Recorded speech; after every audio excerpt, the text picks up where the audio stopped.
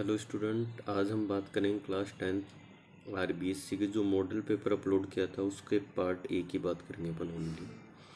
तो देखो, पहला क्वेश्चन आपको दे रखा है, बहुपद x square minus X minus 6 के शून्यक ज्ञात कीजिए। Find zeros of quadratic equation x square minus X minus 6।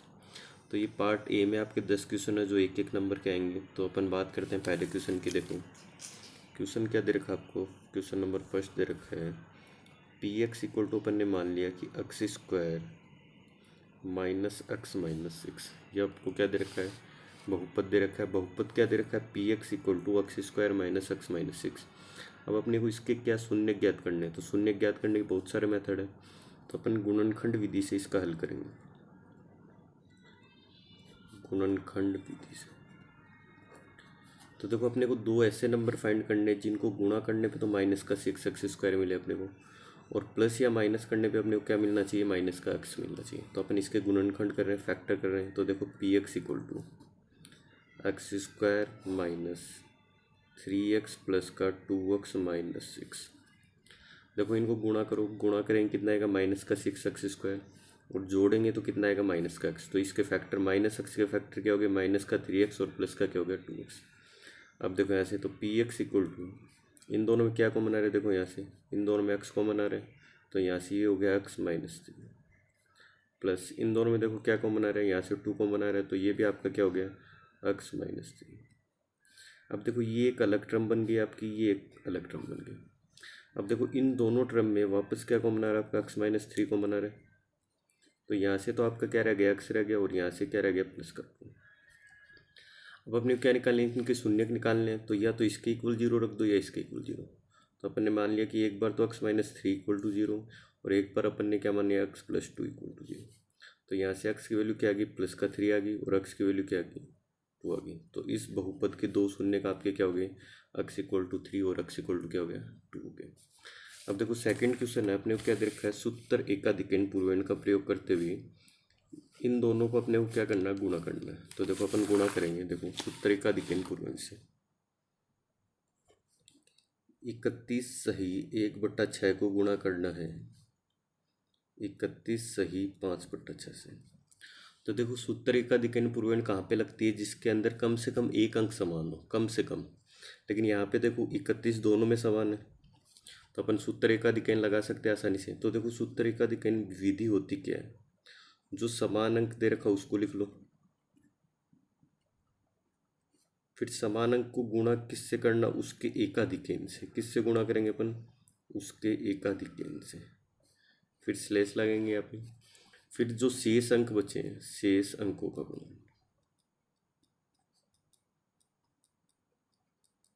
तो देखो यहाँ से शेष अंकों का गुणन कर लो, तो यहाँ से समान अंक तो 31 हो गया, और 31 का क्या हो गया, एकाधिकरण। फिर देखो शेष अंक क्या बच गया आपके, 1/6 और 5/6। अब देखो यहाँ से ये तो आपका क्या हो गया, 31 हो गया, और ये आपका क्या हो गया, 32 हो गया, और यहाँ से 5 क्या आ गया, 36 आ गया। देखो 31 गुणा 32, तो 31 को गुणा करना है किससे, 32 से। तो देखो 31 को 32 से गुणा करेंगे, तो देखो यहाँ से 992/536 गुणा करके देख लो यहाँ पे। अगर नहीं समझ में आ रहा तो देखो यहाँ से 31 को 32 से 31 गुणा 32 करना अपने को। ये तो हो गया 62, ये आपका कितना हो गया, 93। तो 992, तो ये आपका होगा। तो यहाँ से इसका आंसर कितना आ जाएगा, 9925/36। फिर देखो आगे क्वेश्चन नंबर थर्ड दे रखा आपको, sine square 80 plus cos square 80, इसकी वैल्यू निकालनी है। तो देखो यहाँ से डायरेक्ट क्वेश्चन हो जाएगी, sine square 80 plus cos square 80। Sine square 80 plus cos square 80 की वैल्यू निकालनी है अपने को। तो देखो इसका मान क्या होता है, इसका मान हमेशा 1 होता है जब दोनों में अगर एंगल सेम है। देखो अपनी ये प्रॉपर्टी बड़ी होगी, sine square theta plus cos square theta equal to क्या होता है, 1 होता है। कब होता है, जब थीटा की वैल्यू सेम हो। अब यहाँ पे देखो 80 और 80, 80 और 80 दोनों में समान है, तो इसका मान कितना होगा, 1 होगा।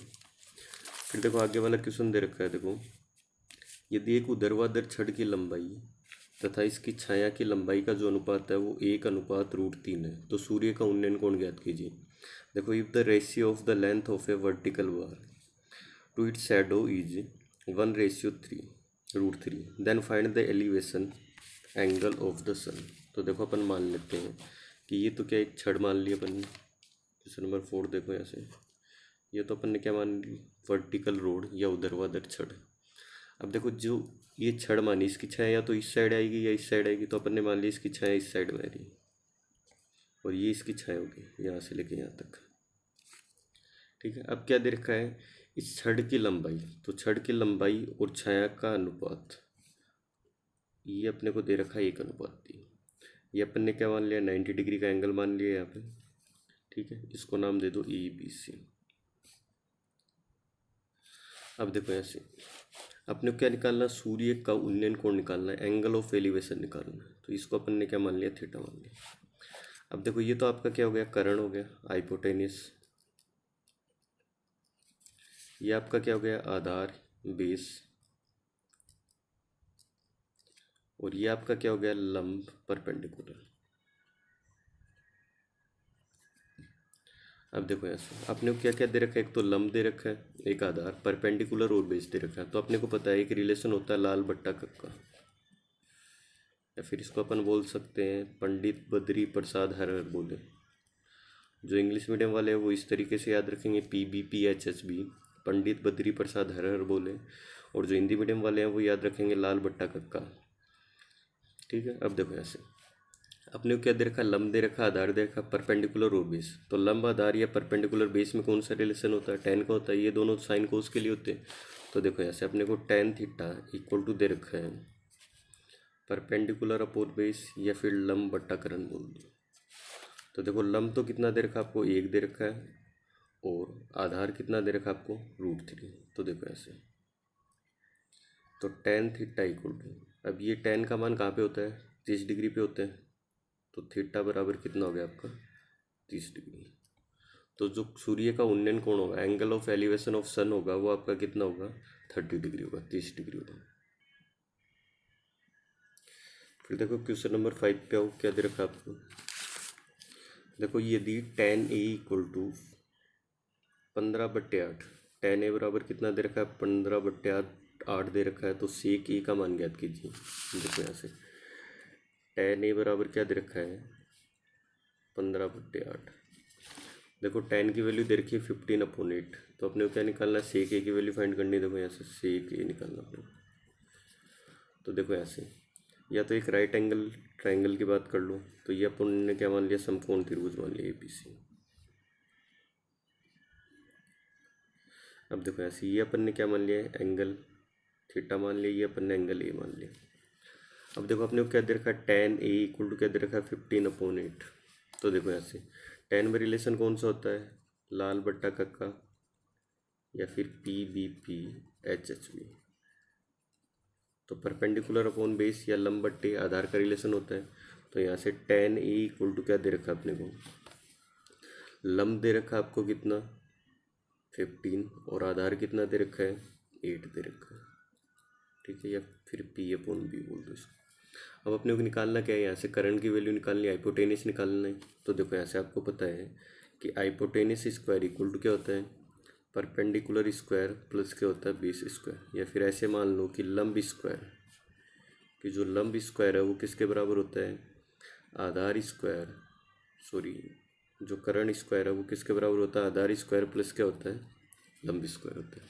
अब देखो यहाँ से अपने को क्या निकालना, कर्ण या हाइपोटेनियस निकालना है। तो कर्ण स्क्वायर इक्वल टू क्या हो गया, आधार स्क्वायर, तो बेस कितना दे रखा है इसका, 8 दे रखा है, तो 8 का स्क्वायर, प्लस ये हो गया 15 का स्क्वायर।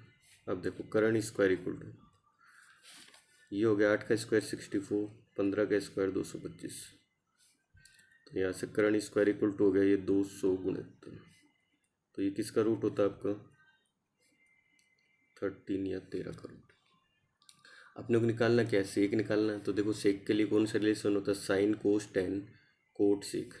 तो देखो सेक A इक्वल टू होता है आपका कर्ण बट्टे आधार, या फिर हाइपोटेनियस अपॉन बेस। तो देखो हाइपोटेनियस की वैल्यू या कर्ण की वैल्यू अपने पास है ये 13, और आधार आपके पास पहले से ये कितना 8। तो इसका आंसर कितना आ जाएगा, 13/8। ठीक है, देखो क्वेश्चन नंबर 6 देखो क्या दे रखा है। अपने को ये आकृति दे रखी, इस आकृति में अपने को इस एंगल की वैल्यू निकालनी है, इस कोण की वैल्यू निकालनी है, कोण P Q R, angle P O R की अपने को क्या निकालनी है, वैल्यू निकालनी है। और एंगल क्यू आपको कितना दे रखा है, 70 डिग्री दे रखा है, 70 डिग्री दे रखा है। तो देखो यहाँ से, देखो ये क्या होगी, इस पर से रेखा हुई होगी। तो आपको पता है जो भी टेंजेंट होती है वो सर्कल के साथ में कितने डिग्री का एंगल बनाती है, 90 डिग्री का कोण बनाती है। तो ये कोण भी 90 हो गया और ये कोण भी आपका कितना हो गया, 90 हो गया। तो देखो यहाँ से अपने को पता है कि चतुर्भुज जो होता है उनके कोणों का योग कितना होता है, 360 डिग्री होता है। जो क्वाड्रिलेटर होता है उनके जो एंगल होते हैं उनका सम कितना होता है, 360 डिग्री होता है। तो अपन वो प्रॉपर्टी लगा रहे हैं यहाँ से। तो देखो angle P plus angle O plus angle R plus angle Q equal to कितना होता है, 360 डिग्री।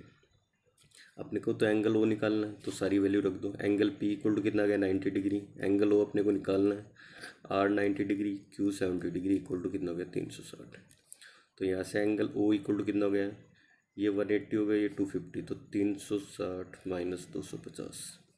तो यहाँ से एंगल ओ इक्वल टू कितना गया आपका, 110 डिग्री। तो एंगल जो पी ओ आर है वो आपका कितना हो गया, 110 डिग्री। ठीक है। अब एक डायरेक्ट तरीका इस क्वेश्चन को याद रखने का, देखो ये जो कोण होते हैं ये एक दूसरे के क्या होते हैं, संपूरक होते हैं। तो इन दोनों कोणों का योग कितना होगा, 180 डिग्री होगा। ये दोनों एंगल जो होते हैं वो आपके कॉम्प्लीमेंट्री होते हैं। ठीक है। तो इन दोनों एंगल का जो सम होगा वो आपका कितना होगा, 180 डिग्री होगा। ठीक है। फिर देखो आगे वाला क्वेश्चन, एक एपी दे रखी है अपने को, उसमें क्या निकालना अपने को, 24 टर्म। तो देखो एपी किस टाइप से दे रखी है वो देखो, क्वेश्चन नंबर 7 देखो क्या दे रखा है। एपी दे रखी है 9, 13, 17, 21। इसका क्या निकालना है, 24वां पद निकालना पड़ेगा। देखो ये एपी दे रखी है 9, 13, 17, 21। इसका क्या निकालना, 24वां पद निकालना अपने को। तो देखो यहाँ से कैसे निकालेंगे, देखो ए एन का फॉर्मूला है एनवा पद निकालने का। nth टर्म निकालने का फॉर्मूला क्या होता है, A plus N minus 1 into D. अब अपने को यहाँ पे एन की वैल्यू रखनी है, ए की वैल्यू रखनी है और डी की वैल्यू पुट करनी है। तो देखो ऐसे, ए तो क्या होता है प्रथम पद, फर्स्ट टर्म। डी क्या होता है, इनके बीच में जो सार्वंतर है, कॉमन डिफरेंस। तो कॉमन डिफरेंस क्या होता है आपका, 82 माइनस A1। तो डी इक्वल टू क्या हो जाएगा आपका, 82 माइनस A1। तो क्या हो जाएगा, 13 माइनस 9, 13 माइनस 9 इक्वल टू कितना हो जाएगा, 4। अब देखो यहाँ से अपने को क्या निकालना है, A24 निकालना है। तो देखो यहाँ से ए की जगह ए, एन की जगह हो गया 24 माइनस 1 इंटू डी। ए की वैल्यू कितनी आपकी 9 है, ये हो गया 24 माइनस 1 इंटू 4। तो यहाँ से ये आपका हो गया 9 प्लस 23 इंटू 4। ठीक है। फिर देखो इनको मल्टीप्लाई कर लो यहाँ से, तो ये हो गया 9 प्लस 92। तो यहाँ से ये कितना गया, 101। तो इसका आंसर कितना आ जाएगा, 101 या 101। फिर देखो क्वेश्चन नंबर 8 दे रखा है, दो दिए गए बिंदु से समदूरस्थ बिंदुओं का बिंदुपथ। तो ये चैप्टर नंबर 10 से आपके लोकस बिंदुपथ चैप्टर से है। देखो write the locus of the point equi distance from two given point. तो अपने को कोई भी दो बिंदु दे रखे हैं। देखो यहाँ से क्वेश्चन नंबर 8 समझना, कोई भी अपने को दो बिंदु दे रखे इस टाइप से, उन दोनों बिंदुओं से समान दूरी पे बिंदुओं का अपने को क्या देखना है, बिंदुपथ देखना है। लोकस देखना कहाँ से, इन दोनों पॉइंट से इक्वल डिस्टेंस पे। तो देखो अपन मान लेते हैं जैसे इन दोनों के बीच में, इनको नाम दे दिया अपन ने ए बी, इन दोनों के बीच में एक पॉइंट मान लिया अपन ने सी, जो इन दोनों से क्या है, इक्वल डिस्टेंस में। इसी टाइप से जैसे ये पॉइंट मान लिया डी, ये भी इससे इक्वल डिस्टेंस पे मान लिया, समान दूरी पे। जैसे ये ई मान लिया, ये भी इन दोनों से क्या है, समान दूरी पे। तो अपन ये मान सकते हैं कि इस रेखा में या इस लाइन में जो भी पॉइंट आएंगे वो इन दोनों बिंदुओं से क्या होंगे, समान दूरी पे स्थित होंगे। तो ये रेखा देखो इनका बिंदुपथ बन रही, सिंपल सी बात है। तो ये रेखा इस रेखा की क्या होगी, लंबवर्धक रेखा। तो अपन क्या लिख सकते हैं, उन बिंदुओं को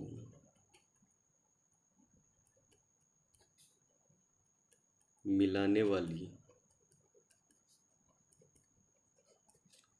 रेखा की लंब अर्धक रेखा। इंग्लिश मीडियम वालों को बस एक वर्ड लिखना है, परपेंडिकुलर बाइसेक्टर। ठीक है। तो ये इस लाइन की क्या होगी, परपेंडिकुलर बाइसेक्टर। और किस लाइन की, जो इन दोनों पॉइंट को ज्वाइन कर रही है। ठीक है।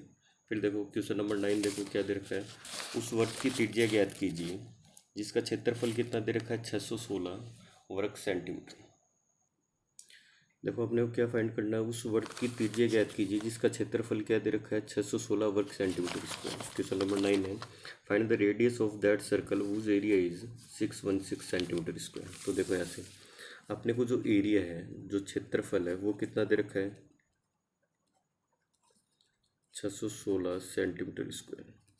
तो अपने को क्या निकालनी, इस वर्ग की क्या निकालनी है, त्रिज्या निकालनी है। तो सिंपल सा क्वेश्चन है। तो देखो वर्ग का जो क्षेत्रफल है वो क्या होता है आपका पाई आर स्क्वायर, इक्वल टू कितना दे रखा है 616। अपने को क्या निकालना है, यहाँ से आर की वैल्यू निकालनी है। तो आर स्क्वायर इक्वल टू ये कितना हो गया 616 अपॉन कितना हो गया आपका पाई। तो सोल्व कर लो यहाँ से। तो आर स्क्वायर इक्वल टू हो गया 616 अपॉन 22 अपॉन 7। तो 7 ऊपर आ गया आपका। अब बस कैंसिल आउट कर लो इनको बस। तो देखो इनको सोल्व करने के बाद में देखो क्या आएगा, इनको कैंसिल आउट कर लो। तो यहाँ से कैंसिल आउट होने के बाद में यहाँ से कितना आ जाएगा 28 28 आ जाएगा। तो देखो ये यहाँ से आर स्क्वायर इक्वल टू ये हो गया 7 इंटू 4 इंटू 7। 28 को अपन क्या लिख सकते हैं 7 गुना 4 लिख सकते हैं। अब देखो आर की वैल्यू निकालनी है तो यहाँ पे क्या हो जाएगा रूट हो जाएगा। तो ये तो हो गया 7 का स्क्वायर, ये हो गया 2 का स्क्वायर। तो स्क्वायर और रूट कैंसिल आउट हो गए। तो यहाँ से कितना गया 7 इंटू 2 इक्वल टू कितना गया 14 सेंटीमीटर। तो जो रेडियस है, जो त्रिज्या है उस वर्ग की, वो कितनी आ जाएगी आपकी 14 सेंटीमीटर आ जाएगी। लास्ट क्वेश्चन आपका पार्ट ए का, PUC का पूरा नाम बताइए। ठीक है, क्या बताना है PUC का पूरा नाम। तो PUC का पूरा नाम क्या होता है, पोल्यूशन अंडर कंट्रोल। ठीक है, तो PUC का पूरा नाम क्या होता है आपका पोल्यूशन अंडर कंट्रोल। तो ये आपका सेक्शन ए पूरा हो गया। अब आगे जो वीडियो डालेंगे उसमें अपन पढ़ेंगे सेक्शन बी के बारे में। ठीक है।